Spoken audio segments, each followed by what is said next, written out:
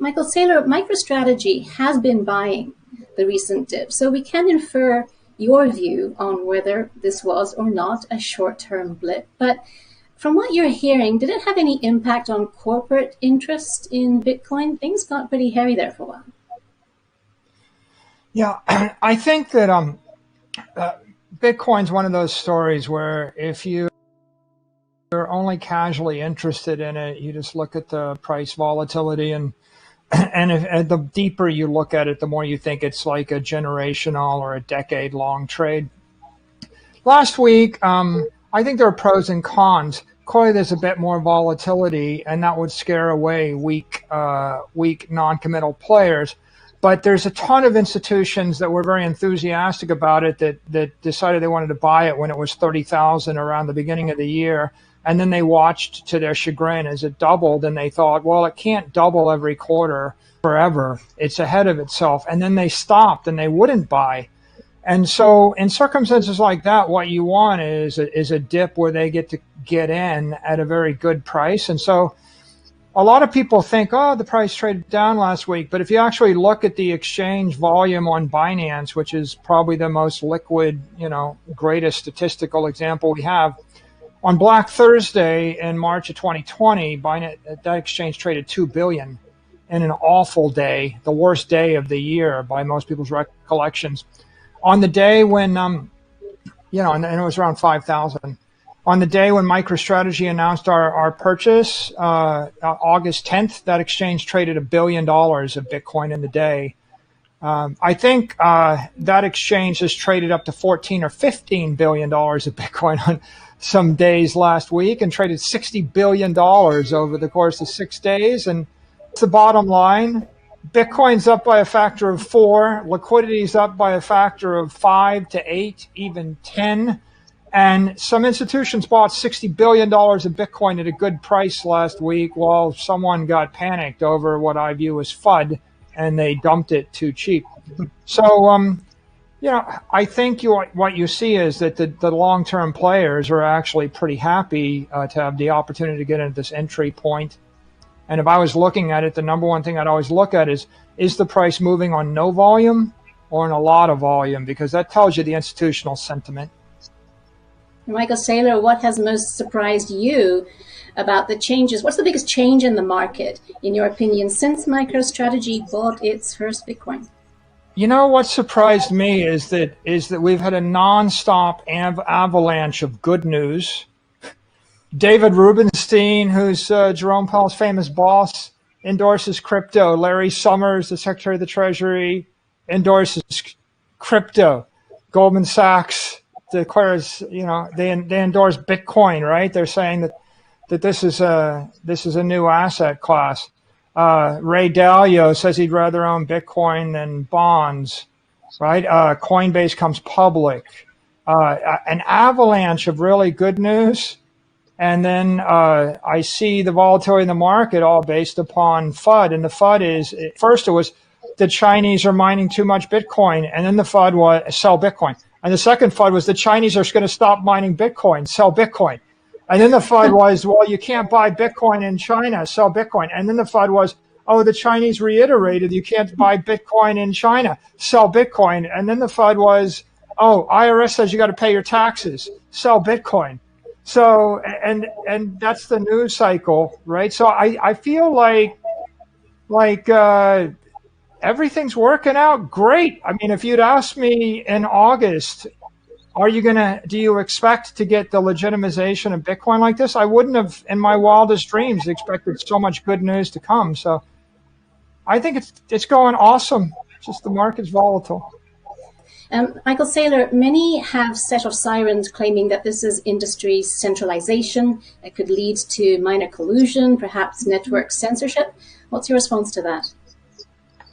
Everybody in that meeting, including Elon, are passionate believers in decentralization. The only reason we had the meeting is because we wanted to ensure the success of a decentralized cryptocurrency, and the source of the decentralization is energy usage. And the existential threat to Bitcoin is concerns over the sustainability of the energy usage. So to the extent that we want to defend Bitcoin, we need to manage any concerns, especially from uninformed parties concerning energy usage. We need to make sure the people that are hostile to Bitcoin and hostile to the crypto industry aren't defining those narratives and defining those models and defining those metrics. In the absence of any good information or any response on our part, they will define those models. I think there was this concern. There's some concerns. Oh, it's a secret meeting. If it's a secret meeting, I wouldn't have told millions of people the next day that it was a secret meeting. Trust me. We told everybody in the world that we had a meeting. And if everybody wants to know what happened in the meeting,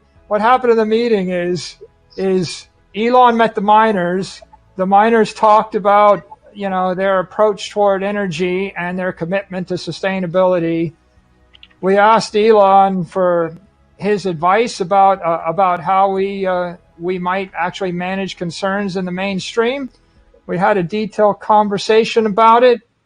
We talked about how we might be able to surface better data, and it was very constructive.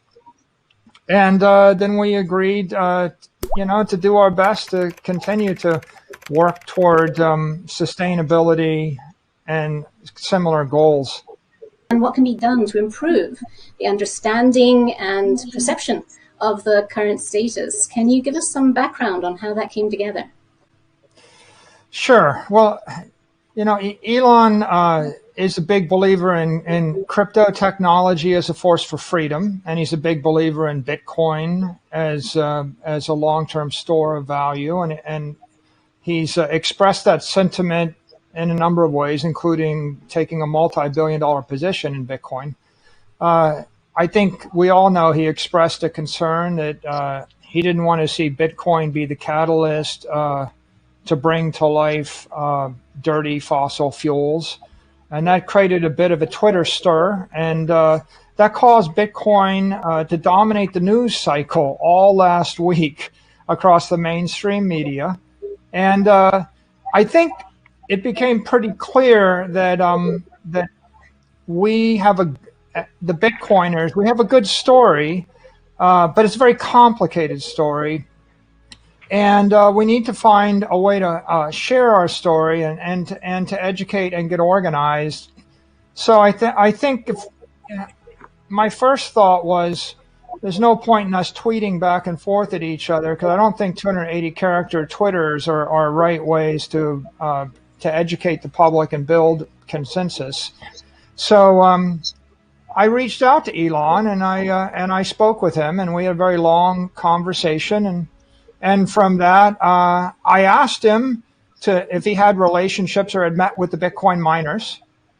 And Elon has expressed, right, on the record, he said he thought we would all benefit if we were able to publish energy usage and source of energy usage data. It turns out that Bitcoin miners don't actually have a good forum for communicating how they generate their energy. We don't have a shared common model for Bitcoin energy usage right now, and we don't have a future forecast model that we commonly use. So we're allowing other journalists in the mainstream media, or just anybody that wants to make up their own model. The most famous one being the boil the oceans by 2020 model that's going to cause the planet to overheat by 2 centigrade and kill us all. But and that's still it's still ratcheting around, right? So we have some bad models, and I happen to have a fairly nuanced model. My view is that energy usage is, energy efficiency is growing exponentially. The S19 miners are increasing by a factor of 5 in energy efficiency versus the S9s, and between the halvings and the shift to transaction fees and the upgrade of the miners, we're going to see energy efficiency increase exponentially and energy usage decrease essentially. I don't think there's any models or any understanding of how that's working. And it's a fairly complicated subject. I mean, it would take me about half an hour on your podcast here. I don't think we could talk about it. But what But what I can say is I had some detailed discussions, and I asked Elon if he had relationships with the miners, and he said he'd like to meet them. So I reached out to the miners, and I asked them if they'd like to meet Elon Musk, and they said yes, they would. And so we set up the meeting because he wanted to understand how they're mining and what their plans and futures are. And they wanted to understand his concerns. And we wanted to understand how we could be the good guys in the entire ESG debate, because I think that Bitcoin they are the good people. We are actually driving sustainability. It is a great way to recycle wasted energy, and we have a great energy story.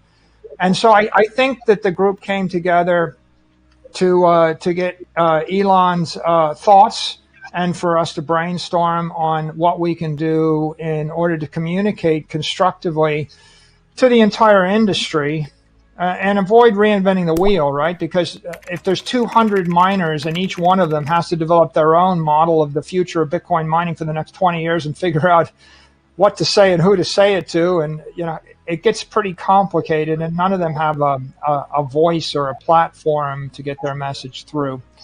So I thought it was a very constructive meeting.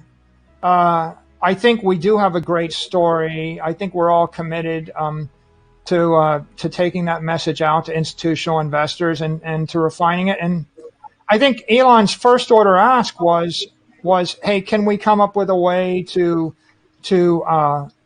publish or create transparency for Bitcoin mining energy usage? I saw something on Twitter today that suggested that Bitcoin is 2 or 3x as sustainable as other energy users. That's the kind of story we need to get out, but we need to legitimize it by having really good data. So I think the first step is let's come up with a protocol for us to publish energy information, and then a way that we can share it with the world, and then work together to make sure that we pursue sustainable energy goals, because that does, because it's true, A. B, because it will actually ensure that the mainstream news cycles are positive and not negative. And that will give institutional investors comfort as they enter the space and not cause them to pause.